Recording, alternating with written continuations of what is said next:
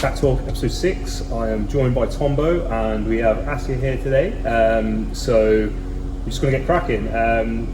Today we're going to focus on endometriosis. Okay, that's took me a few weeks to actually get the saying right on that. Shall we just call it endo, just to make it? Okay, we'll refer to it as endo for the purpose of this podcast. Okay, so before we get into Aasia, I was kind of hoping like delve into your kind of athletic background a little bit and like how you found CrossFit, and then we'll obviously go deeper into the endo stuff. Sure. So I think I started CrossFit maybe in 2015, could have been 16, but I'm not sure. I found it completely by accident. I was going to just a sort of regular, what I call a Globo gym. Felt like I found my limit there and stumbled across someone who had, this is going to sound a bit gross, but she had ripped hands from doing rig work. Okay. And I was so intrigued by that. I was like, how did that even happen? So many people are intrigued by the ripped hands, to be fair, which is really odd because when you rip your hands, it's proper ugly. It's got a savage like sight. Take it from someone who knows. I've ripped my hands real bad in the past. And that was it really. I just was intrigued by how she did that and then jumped straight into CrossFit, and then here we are, 6 years later. So I then got really into it, started to compete at a very local level. So have you done a few competitions then, have you? Yeah. So a couple in and around our area, in Reading, that sort of thing. Local scaled competitions. Was Reading your first CrossFit gym, or? No, it was Priority 6 in Avonlea. Oh, okay, cool. Yeah. That's cool. So I first met you in September because I think Tombo, you met Aasia at Sam's. At Sam's, yeah. We did like a weightlifting. Yes. Yeah. So when I first met you, we had a chat straight away, and you spoke a little bit about having endometriosis or endo, and I did the classic PT move, being like, oh yeah. Nodded my head, and then after we left, I messaged Sam saying, "What's that?" That's just a classic PT move. But I don't know. So I think we should get started. Let's talk about kind of what it is, and then we'll go into kind of your experiences with it in a bit. Sure. Whatever you're kind of comfortable talking about. So. Yeah, sure. So I'll only really talk about my own personal experiences, but in terms of what endometriosis is, it's where endometrium, so the tissue that forms the lining of the uterus, can grow in and around other organs.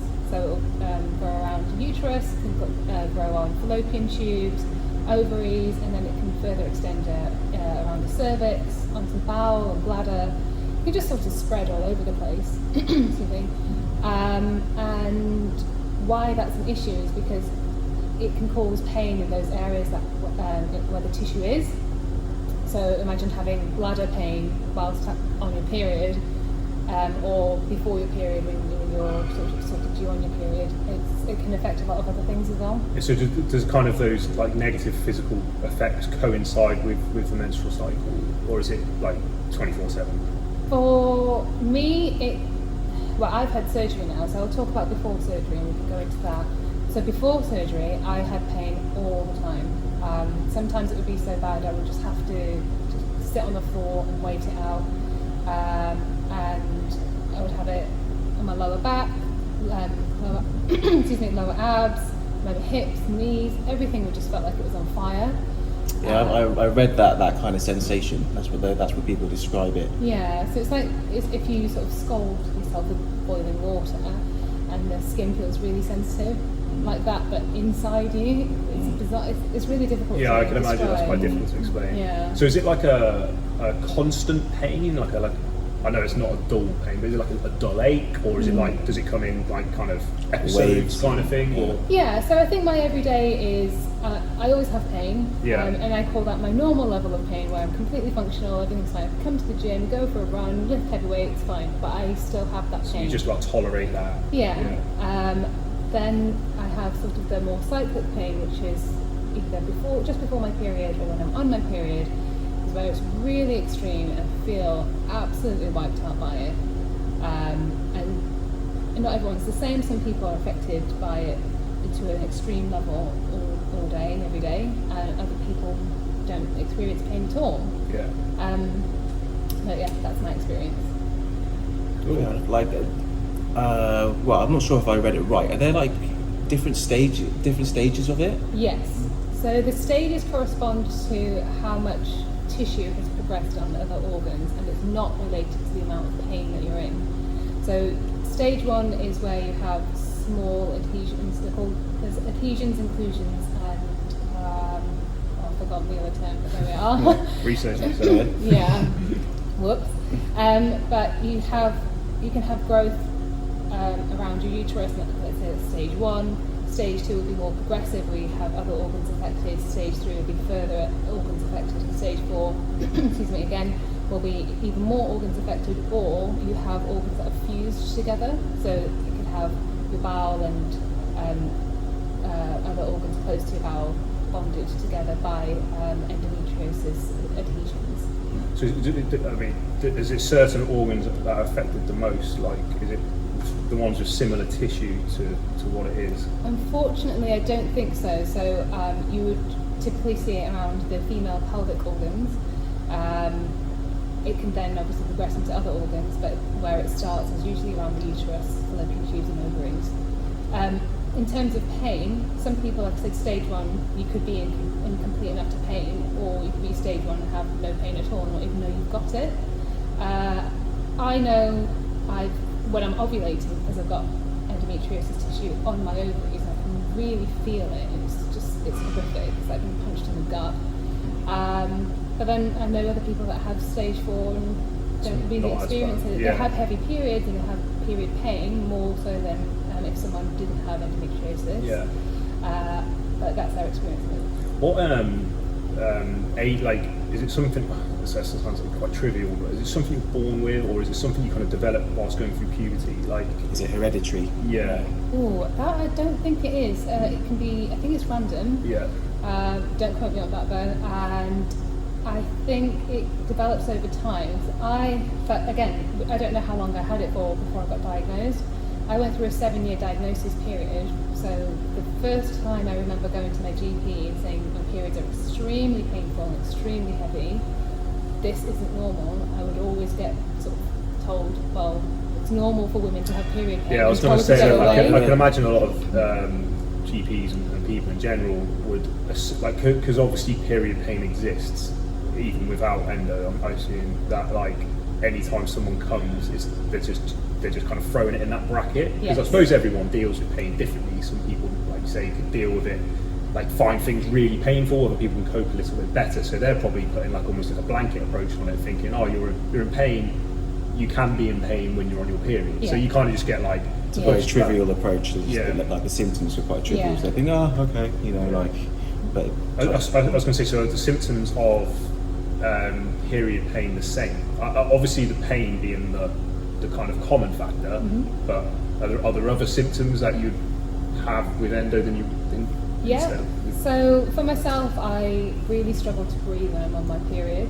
So I'll still come into the gym, I'll still try to do my workout, but it really affects my breathing. I haven't had my lungs checked, scanned or anything to see if I've got endometriosis tissue growing further up into my body. Yeah. Excuse me.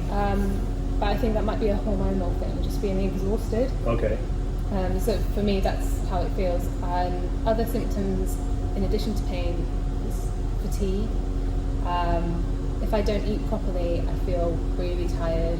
And I don't mean eat properly as in eat clean all the time. It's just like giving yourself enough sustenance, like calories to operate on, basically. I mean, if I eat too much sugar, then I feel really tired, because I end up in this cycle of I feel good when my pain's not so bad, so I'll eat better. Or if I'm fatigued, I'll eat badly, and then I'll sort of cycle through this fatigue. But if I were to eat just normally for a full cycle, so for a full 28-day cycle, I would have those fluctuations and they would feel really extreme. Okay. So I have to really monitor it by trying to eat around my cycle, which sounds... Yeah, that's a bit mental. Yeah. So 7 years it took you to get the diagnosis. Yes. And was it like during that 7-year period, did it kind of get worse in time? Like, so like, you know, at the start it was like, oh, I'm in a bit of pain. I mean, it could have been more, but like then halfway through that 7-year period, you're like, God, this is getting really bad. And then by the 7-year point, you're like, oh, holy shit, this is really bad. Yeah. So kind of like that. Yeah, so it progressed over time, but not every period was worse over time. Okay. So there would be 3 or 4 cycles where it would be manageable, it would be fine, and then you'd be hit a couple of times, and I couldn't go to work, I couldn't function, and I think when it started to really impact my everyday life, that's when I really pushed my GP and needed answers. Yeah. By the time I had surgery, I had pain. It felt like everywhere. I couldn't breathe, like I said before. Weirdly, my left shoulder always hurt. I had bowel pain. It hurt to pee, and I'm not talking about burning when you like. Just more your kind of muscles around you. Yeah, so I could feel my bladder filling up. I could feel it emptying. It was just awful. So I've got endometriosis on my bladder as well, so that's why I can feel it. Yeah. I could feel it, and it just sort of took over my life. And as it took over my life, my mental health started to decline. Yeah. Like I said, I couldn't go to work, I couldn't go to the gym, and those were 2 things that I do every day, and I loved doing. It's quite important to you. Yeah, and then when I felt really restricted by my illness, my mental health started to decline, but I felt like also I wasn't being listened to. Yeah. I go to the GP. Imagine that can be really frustrating. Yeah. Did you find? Sorry, I was going to say, like, I remember not even too long ago there was like a bit of an endo campaign. I remember I saw it on the news, or I might have heard it on the radio. It was just women talking about their experiences, and very similar to what you were saying about. It took years for them to find, or for their endo to be diagnosed. Yeah. And there's like a big cry out for it just to be highlighted more. Yeah. And I guess more attention to be paid to it, because I think a lot of women, I'm not sure what the statistic is, but endo is fairly common, right? Yeah, it's 1 in 10 women. 1 in 10 women. Or 1 in 10 menstruating women. Yeah. So I was going to say, did you find yourself like? Because I think there's nothing worse than when you're like, when you know there's something wrong with you and someone's telling you there's not. Did you, by the time you got to the point where you were diagnosed with it, did you know you had it? Like, did you research it yourself? Did you, like, do you know what I mean? Like, so during that kind of period, were you like, all right, I'm not getting listened to, so I'm going to kind of look into things what it could be. Did you know of endometriosis before you got diagnosed with it? No, I didn't. I think the first time it got mentioned was probably a year before diagnosis. And it only got mentioned because before that I was told I could have ovarian cancer. That started a whole other journey, and through that process, I can't remember exactly how we got there, but the cancer, it wasn't a diagnosis, but the possibility of having cancer is what put me onto the journey to endometriosis. But I really think it should have been the other way around. Yeah, I should have been told yeah. about endometriosis before anyone even said the C word. Yeah. And yeah, so when I was in cancer clinic, so I was in cancer gynae clinic, they were looking at my bloods and so on, and I had an ultrasound. One of the ultrasound technicians said that something doesn't quite look right, like something looks like a cyst instead of a cancer growth, and that then put me into the gynae clinic for endometriosis. But that in itself, being told you may have cancer, was absolutely I'm just going to say, like, having to have gone down that route in order to find out the other diagnosis must have been quite tough. How would you, and obviously, like, you know, with whatever you feel comfortable saying, like, how obviously this affects your mental health through that initial phase of trying to find out what you had, and then I imagine hearing the C word was just like, holy shit, like, cause you know, that's a horrible thing to hear. How, like I said, if you could go into as much detail as you'd like how was your mental health during that period? I know it was bad, but like, how did you find yourself coping, or did you not cope, or? I think looking back, I really didn't cope well at all. I quit my job, to be frank. I think I just sort of was told that this is a possibility, you could have cancer, and I feel like my whole life just sort of flashed before my eyes, like people say, And then everything slowed down in my head. I thought, what am I doing? And so I quit my job and booked a one-way ticket to Australia. Oh, that's pretty cool. How was Australia? It was fine. I was there for a few months. I went to Australia after I got diagnosed with endometriosis. I gave myself quite enough time to save money to go. But that was one of the first things I did. I just thought, what the fuck? Yeah. Okay, fine. I've got to do something random. Whereabouts did you go in Australia? I flew into Brisbane. I went to Cairns. I drove all the way down to Sydney. Started to make my way to Melbourne, but I went in winter, so it was always cold and rainy. So then I had a little van, so I drove my van back up to Brisbane, and I came home for a bit, and then went back out with my partner, and then we did a whole journey around. We went to Fiji, Vanuatu, we did Australia again, and it was a crazy trip. Nice. So you got the best of both. So like you did it. So you went to Australia initially on your own. Yeah. And did your thing, came back, and then you went with your partner. That's cool. That's amazing. How? So when obviously mental health was really affected during that period. Yeah. When you found out you had endometriosis, obviously as bad as it is, was that kind of a relief? Like knowing, not a relief, but like. How did that kind of change you? Were you feeling good? I think relief, using the word relief for me is probably the right term. Yeah. I had an answer after years. 7 years is a long time. Oh, definitely. Especially, how old were you when you found out? It was 2 years ago, so I was 29. So it's like almost a third of your life. Yeah. Any mathematicians don't screw me on that. It's close. But I mean, almost a third of your life you're in limbo almost, kind of looking for answers, and the answers aren't being presented to you. And I'd imagine there is a weight off your shoulders. Yes. Yeah, so having the diagnosis, I thought, great, I've got an answer. I sort of now know what I'm dealing with, and I know who to talk to when it comes to doctors. I know what to look at when it comes to research online. What I didn't realise is that it was going to affect me for the rest of my life. That's something that never really got approached when I got diagnosed.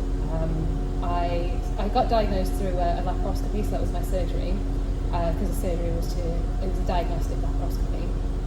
And I remember waking up and being in the recovery room, and the surgeon coming to me and saying, "Yep, we found endometriosis. It's here's all the list of organs where it's on and where it's present. We found it." And I thought, great, have an answer. Then it wasn't reviewed after that. So I took to, like everyone does, online searching, and I thought, what does this mean? And it will affect me for the rest of my life. And I thought, okay, I guess that's fine. I have an answer still. I know what I'm searching for. But it's made me think more about my body and how I treat it and what I do with it, and being more in tune with it rather than trying to fight it. Because before my diagnosis, I was always fighting the pain. I didn't want to skip going to the gym. I didn't want to not go to work. I wanted to live my life how I wanted to, and I sort of had that stubborn approach of, if I'm going to do something, I will bloody well do it regardless. Yeah. But now I've been diagnosed, and I feel more in tune with my body, and I make it work for me, if that makes sense. So if I know I'm going to have an off day, I accept it, and just adapt to it. Did you find yourself kind of adapting quite soon after the diagnosis, or was because like anything, that's mental strength, displaying what you just said, having the ability to say, I'm not in a good way today physically, so I'm not going to train, that requires some mental strength, especially when you're into the gym. How long did that take, that period of obviously you find out, you get a diagnosis, you eventually find out that it's going to be with you forever. Was there a period of time where you'd always beat yourself up if you couldn't do things like go to the gym or go to work? How long did that take to... So after diagnosis, it probably took me a year, maybe a year and a half. I guess, I don't know if saying the lucky thing is, a year after I was diagnosed, so that was 2019, I want to say, we had lockdown. Okay. So I was still hitting the gym pretty hard and trying to adapt to my new life. Yeah. And then I was just about to go into a whole series of competitions, again local. One was in last one we were going to do was in April 2020. It was in Iceland. I thought, oh, this is going to be wow, that would have been cool to go. it would have been really Yeah. cool. I thought I was really pushing myself hard just to get there, and that was going to be my first RX competition. Is it? It's the Reykjavik. Yeah, was it Yeah. Reykjavik? Oh, yeah. It's the one. There's a crazy stat. I think Reykjavik is like one of the top like tourist destinations in Iceland. Like for CrossFit gym, that's pretty pretty mad. good. You know what I mean? It You know? But yeah, so I was training really hard, and I got really lean, and I was really strong. But I was just pushing myself so hard, and then we had lockdown, and I kept pushing myself. And I thought, oh, I've got to stay lean and fit. strong, Yeah, and yeah. I just want to come back looking amazing and being amazing and having all of my skills that I had. And then again, I got hit really hard with endometriosis pain, and I just Almost one like day I stop you in your tracks kind of thing. I just said, look, I had to have a word with myself and say, look, you need to stop because you're making yourself unwell. So I just took a step back and relaxed for the first time in what felt like years, and I felt so much better for it. So yeah, okay, I'm not as strong as I used to be, but I don't care. No. I'm happier now. It's like so- priorities kind of thing, like Yeah. shift slightly. Exactly, yeah. But it took me a long time, say over a year, maybe a year and a half. Yeah. Do you have like flare-ups, like, and do you have anything? Do you take anything which I don't know what the word is, like Medication. that kind of suppresses it? Yeah. Okay. You know? So flare-ups, yes. A flare-up can be anything from having a big flare-up in pain to extreme bloating. And when I get bloated, I feel like I look pregnant. And it's just like my belly just comes really far out, and it's so hard to touch. And because it's so Solid. yeah, solid. Yeah. It's just like you press it, and it's horrible. Yeah. So I have that. I don't really take anything for it. I don't know what I could. Oh yeah, I was just Yeah. intrigued if there was anything. Yeah, I know some people they'll use a hot water bottle and just like to help ease the pain, take some painkillers. Some people swear by having what's it called, peppermint tea and things to help with digestion and that sort of thing. But to be fair, I do drink peppermint tea every now and again, but I don't think it doesn't help me. So I just sort of Just like it. and I let the bloating, especially, let it just sort of run its course. That's cool. Kind of like rewinding back a little bit. Does it affect your does it make you put on weight and stuff like that? Like, because that could obviously have an impact on your mental health and how you feel about yourself. Yeah. Did you find was there any kind of physical changes that you didn't like when you're stressing over as well? I think the physical changes for me were things to do with bloating. Okay. I would always hide my body. Didn't matter what size or weight I was, I would always hide it just because I never knew when I was going to get bloated. Yeah. So if you imagine you're going out, you want to go out like for dinner or drink with your friends, and you want to look nice and whatever, and you think in your head looks nice, but I would always then cover up with a big jumper, or if it was a good day, then I'd seize that opportunity and just wear a really tight dress and heels and put all my makeup on and kind of feel amazing. But then with the thought that maybe the next day I'll feel rubbish. Alcohol as well, that affects my bloating. So I'm going out for cocktails, the very next day is going to be a big jumper day. Really bad. It's like that's a trade-off. It's like I'm going to make a sacrifice. Just take the hit. Yeah. So how obviously where you've managed to kind of deal with the training side of things and the work side of things, you know when to take a day off and you're okay with that. How are you on that side of things where are you as time has gone on, are you more accepting that you can bloat and stuff like that? Yeah. Because I think that's almost a harder thing to deal with, I suppose. Yeah, and I think it's harder because your body image over time it changes. I feel like you don't quite realise it as your body's changing. Maybe you're gaining weight, losing weight, building mass, whatever.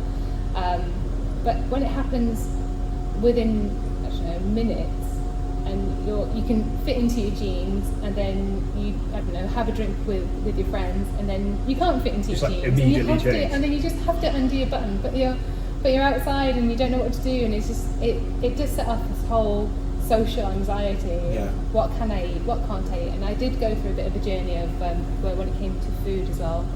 A lot of people that have endo will be told they have IBS Okay. before they're even I read ever that, yeah. told about endo. And what was it that you read? Just that like there's like a synonymous like link with IBS. Not that IBS can become endo, but Yeah. like a lot of people think there's like similarities Yeah. to like symptoms. So is there an actual link, or is it a misdiagnosis? Just I think it's a So people Yeah. before someone's diagnosed with endometriosis, they'll say you could have IBS. Yeah. Okay. So you have some similar. You can have some similar symptoms, especially when it comes to bloating and digestion issues. Yeah. You'll think, oh, it could be IBS. Yeah. But I feel like IBS is when you can't really figure out what else is going on. Yeah. Okay. And I can't remember what my point was now. Sorry, my bad. It's okay. Sorry. Yeah. I mean, I suppose that's quite like.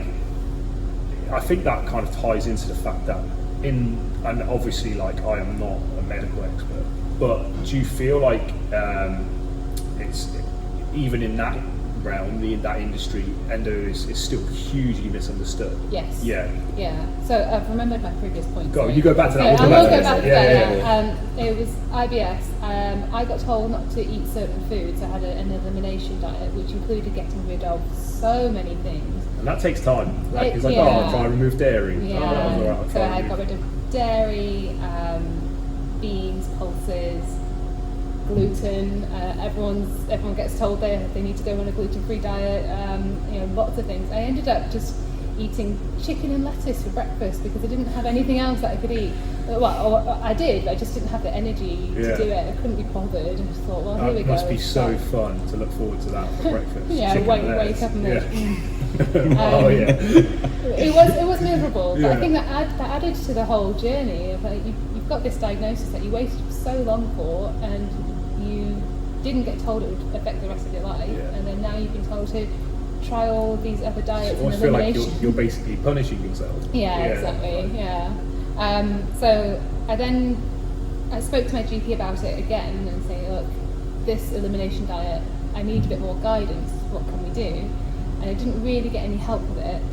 At this point, I was also not really wanting to eat meat anymore. Okay. So if I wanted to go plant-based but not allowed to eat beans, where would I get my protein Did from? the chicken and salad put you off that? Was that what it was? Yeah, the chicken and salad. Just imagine doing that 3 times a day. I can imagine. Just Yeah. no. Just no. I So- mean, that's yeah. probably how I got really lean. But, oh my god, no! I do not recommend it. I mean, I can imagine that. I mean, like nutrition in itself is a difficult thing to broach and stuff, Yes. and a lot of people struggle with it, or with whatever their kind of goals or background is. And that process of elimination is just like, so daunting, because you're like, I know, like, what happens if it's, I mean, for me, like, what happens if it's chocolate that's making you feel this Oh my way? God. Yeah. Do you know what I mean? And Yeah, like, yeah. that is almost like you're just kind of like punishing yourself the whole Yeah. way, and like, I don't know, it's like, it kind of adds to the time Yes. of it. So you're basically like, throughout this period, you're like, you found out you've got it, and then it's like, okay, so how do we like mitigate it? How do we, I know I have to live with this, but how do I tolerate it better? Yeah. And like, it's a shame that there aren't, and I know there'll always be an individual approach to it, but there are a shame there aren't like 3 or 4 things of just being like, if you do this, like, you're likely to make your life a little bit easier, Yeah. or this. But instead, it's just like, oh, try and do this, try and do this, try and do this. And like, 3 years down the line, you might find something, or you might not, because you've been wasting your time with something else. Yeah. Yeah. I think that's Yeah. one of the major issues. Like, so like if left untreated, or I guess diagnosed at a late stage, they're quite big ramifications. Like, I've read that women can have like fertility problems.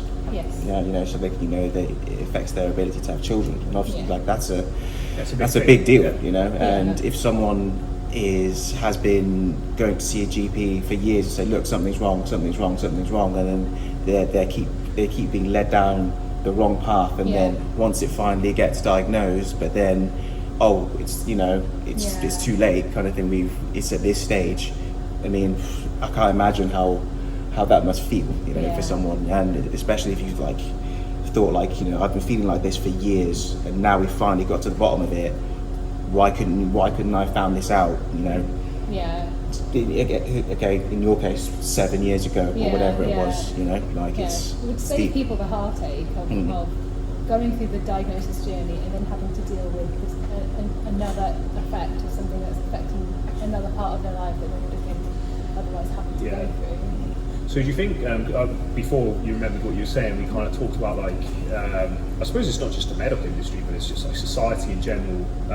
Endos, obviously, it's not well known. I didn't really know about it before I met you. But I think that's kind of another thing on the list that's not well known, related to women's health especially. Yes.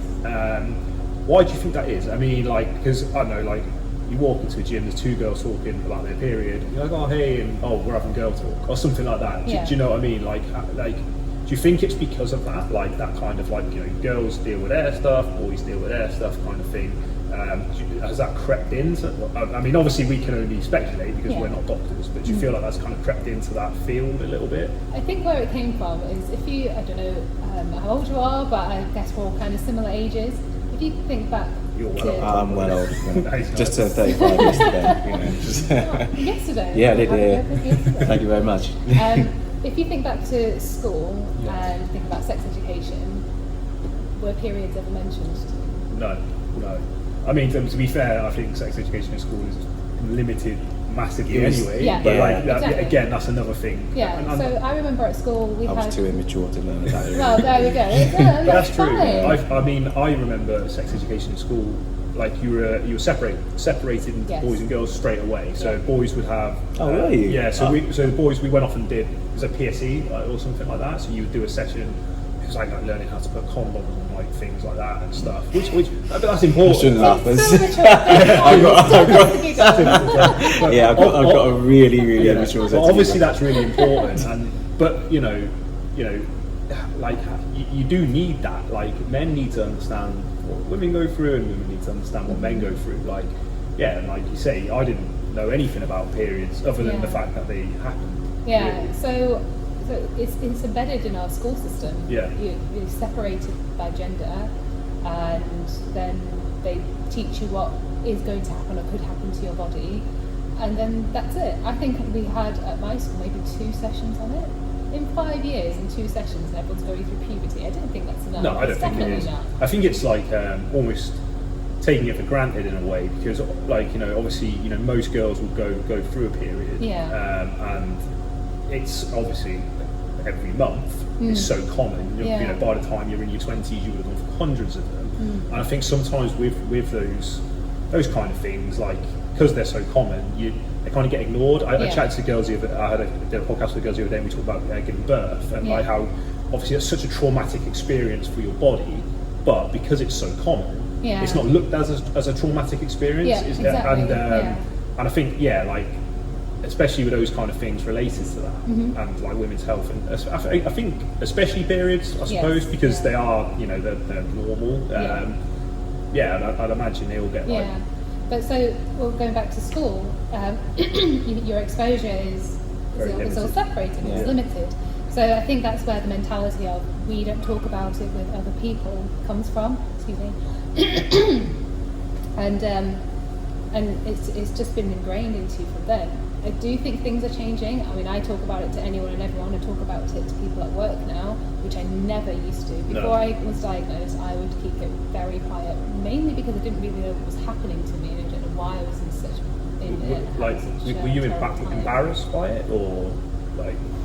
I guess in some way, yes, because like I said, I wanted to live my life how I wanted to live it, and I was being held back by this thing that I didn't know what it was. Yeah. Obviously, I knew I was having a period, but it was not normal. Yeah.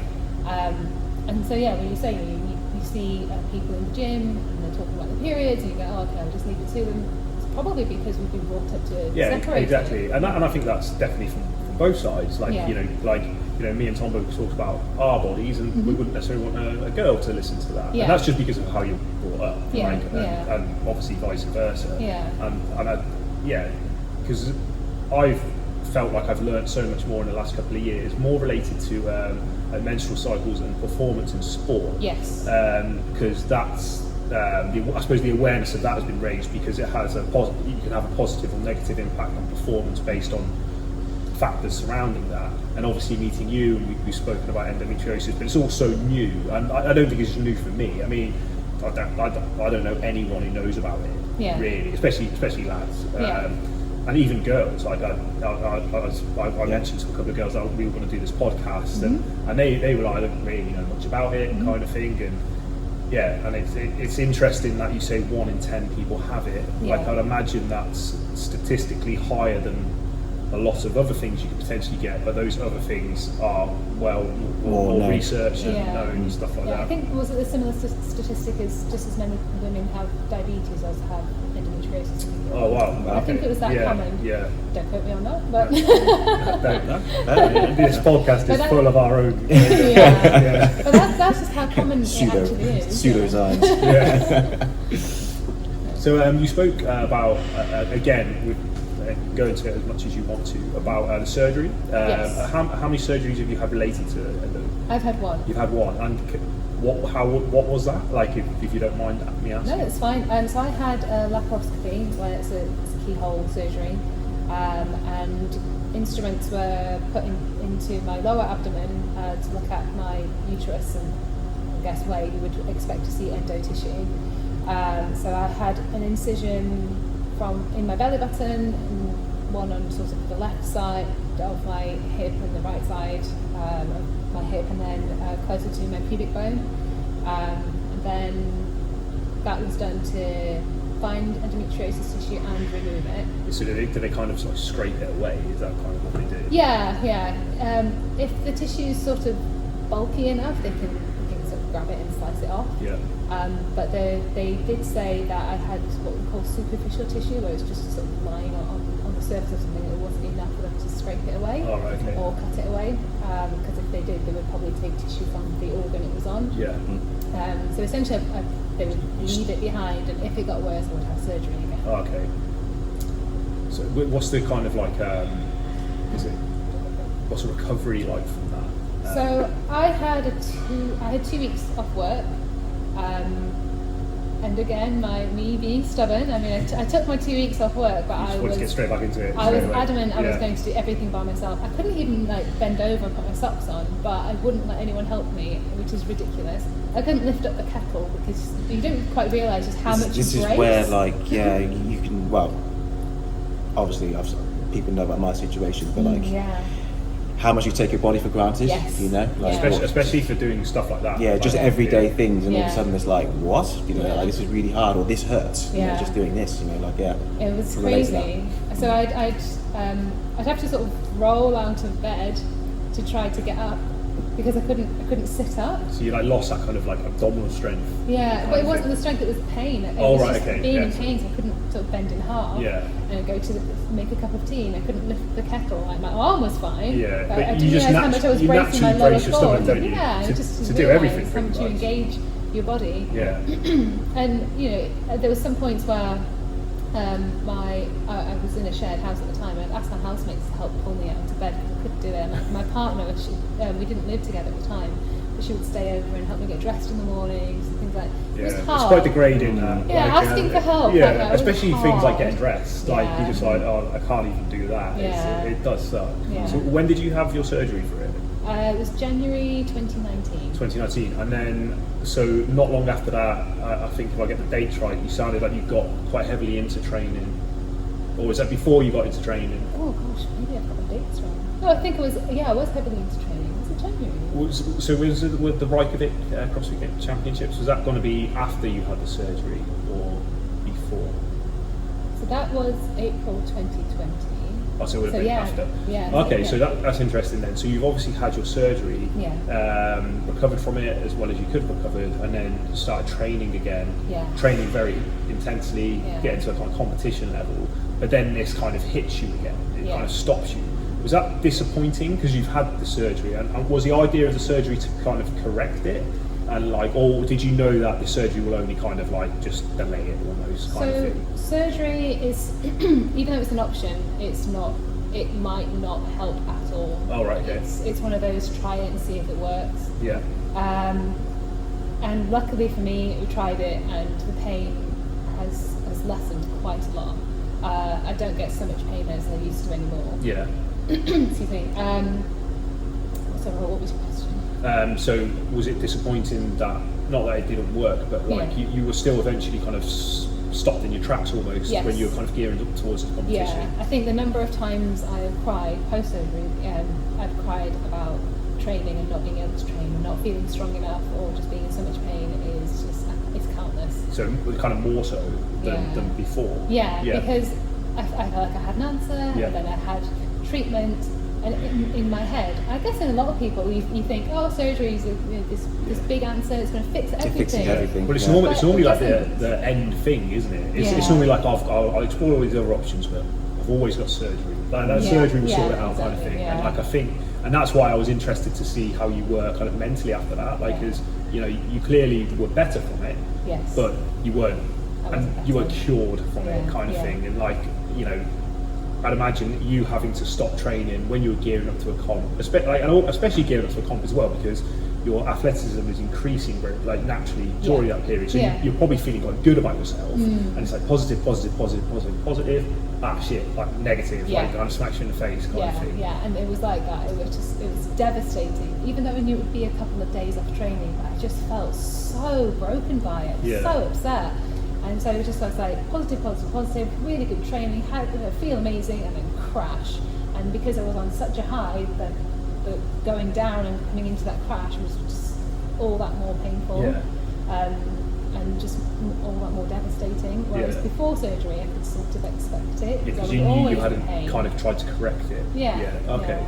So that was July 2020, or it would have been a little bit earlier now because we were locked down, July 2020. So that was kind of mid 2020, you hit that point. And you mentioned kind of your mentality shifted from that point almost, and maybe lockdown helped with that.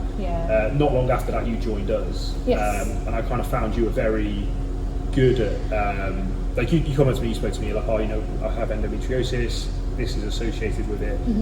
Don't worry, and I'm like, I always like when people kind of say this to me, it's like, don't worry, I know when to stop, kind of thing. And like, that's great. Like, and so is there a big shift from that point to now almost? Like, do you know what I mean? So like, you kind of hit that point where you got stopped by it, obviously hugely disappointed, and then you joined us in, I think in September. I think so, around then. And like, you seem to, from my point of view, you seem to train very well with it, and you manage it. You still like smash workouts and went really hard, but every now and then you're just like, I'm going to miss a round out and stuff like that. And that takes a lot. And that takes a lot for people who, even like are going, I've kind of like twisted my ankle, but I'm going to keep going and I'll cause myself more pain. But you were very much like, I'm just going to take this round out, and like I'll be like, are you okay? And you'll be like, oh, I'm okay, like kind of thing. Like, excuse me. Yeah. So I have learned to live, like I said, with it. And it, before being so okay with taking a step back and just having a breath, I would try to push myself so hard, but I would just come to a breaking point, and I would either be sick because I was in so much pain, or I would just cry, or I'd not be able to breathe because it was just affecting everything, and I was just having I felt like I was having some allergic reaction to it almost. And it took a lot of learning, and which is something I'm not always proud of myself for doing, but I know I should be. Did you? Sorry, you guys. I was gonna say, did you go through any periods where you had like a resentment of it, My God, and like maybe like in your training, like you try and obviously push yourself to the max, maybe thinking that I'm not gonna let this thing, dictate my life. I'm just gonna push through that barrier or push through that wall, but then obviously, like with it, you have your limits. You always kind of you always reach the point where you're like, okay, like you just said, like you'd either be sick or have extreme pain. So I'd be one of those people who would watch other people at the gym, like, who's my competition? Always try to keep up with them. They'd always be better than me. I've got to keep up with them, and then I'd get pain, and then I just thought, no, I have to keep up with them. I don't want to. In my head, I was losing, but I wasn't losing anything. And then eventually, sort of started to take a step back and think, I need to just do what I can do and think more about me, because I went through this process of, why is it me? Why is it happening to me and nobody else? And this isn't fair, and being really defeated about it. Did you find that, I suppose, initially, when you were going through all this, before you knew what it was, did you just think, because someone kind of said to you this is period pain essentially, did you kind of think, oh, well, everyone else has just got it, so I've just got to crack on? Like, do you know what I mean? Like, so I've got to push through it because they must have it as well. Yeah, like, exactly. You get told something so many times, you start believing it. You think, okay, well, maybe this is just period pain. Maybe this is fine. I've got a funny story about women with period pain and lower pelvic pain. So a friend of mine, she had a burst appendix. Appendix. There we go. Her appendix had burst, and she went to the hospital. She had really bad lower pelvic pain, and they said, oh, it's just your period, you need to go home. She's like, what? No, this isn't normal. And then we thought, would you do that to a man? Probably not. Exactly. No. And well, she got really unwell, I think. Was she okay in the end? Because you can die from that's the thing. You can get really unwell with a burst appendix. And she thought, well, this isn't right. It's misdiagnosis, it's mistreatment. And so the process I've been through of always being told it's just period pain, go home. And I always think about that story of my friend and her appendix and appendicitis, and I think it just shouldn't happen. You should be listened to. Yeah, there should be a lot more empathy. Because you know your body, you know what's normal for you. Yeah, I suppose, unfortunately, empathy, I think, comes from understanding, and until you have understanding of it, like, you can't be empathetic towards it. So, did you find when, obviously, you had that disappointment of not being able to compete, you changed gyms not long after that, did you find that you just needed a change? Like, yes. And so because of the endo and the kind of training you were following, and then what it led to, did you find you just needed a bit of a clean sweep, like just to get away from that environment and go into a new environment? Yeah, so the gym change for me was really positive. Thank you. Join us, guys. Athlete Centre Dickop. And I think my old gym, I had a history. I would train hard, I would try to compete, I would compete against other people. It's just healthy competition in any CrossFit gym. But I think my mental health started to decline, and I started to be really resentful for people that I used to be able to compete with, and I couldn't. And that's not a health resentment towards other people. It's not a healthy thing. Absolutely, well done to them. They're amazing, and they can go off and do their compete at whatever level, or train at whatever level that they are. And I just thought I should be there because I was there, and I thought I need to get away from this. It's not good for my mental and physical health. I have to start somewhere else.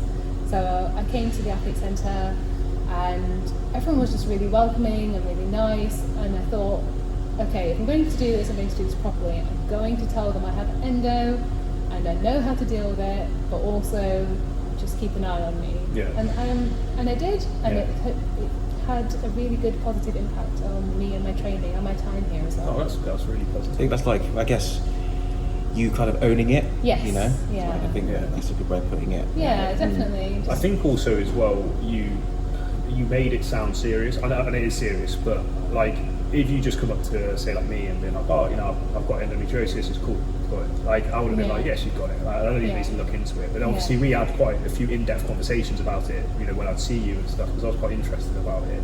And I think that's very important, and not even just about endo, about a lot of things, especially to do with your health. And especially in a gym where you're in a coached environment, it's important for the coach to know that. Yes. And I think it's also important to know the coach might not know about it, so you have to kind of open up as much as you can, and as much as how comfortable you are doing that, and then the more they know, the better they can, I suppose, respond to it and not just chin it off. Because me in the past, like, I would have been very much like, if I never knew you had endo and you just complained about being in pain all the time. I'm not like this now, but like years ago I would have been a bit like, oh, pussy, like weak, but that's just like, you grow and you learn, and you become a better coach, and that's just, I just kind of, it's like, but that's important. Why it's important, if you have injuries, if you have anything, to just be open about it, and obviously as open as you'd like to be. But I'm really thankful you have opened my eyes to this topic, because I knew zero. I'd never heard of the term, and there are other girls actually here who have it, and I didn't know they had it until I actually said, until you said about it. And maybe it's one of those kind of like recognising, you start recognising things once you've heard about it and know it a little bit more. So when you get a new car, you start seeing that car. So how does the kind of like future look? Obviously, in relation to the gym, like, have you got any goals, or are you just, what are you? Oh, I think, well, now I guess lockdown is over. Are we allowed to say that? Such word. Yeah, the end's in sight. Yeah. Yeah, I would like to think that I'd sort of get back into trying to get my 5K back down to 21 minutes. That would be awesome. That's really quick. Tell me how quick you do 5K. not in 21 minutes. That is a very quick time. The last time I tested it was a couple of days ago. It was 24 minutes and 4 seconds. So good 8-minute mile there. Yeah, so I was getting there. I think that would be a goal. I think just for me, it's just to try to be realistic when it comes to the gym.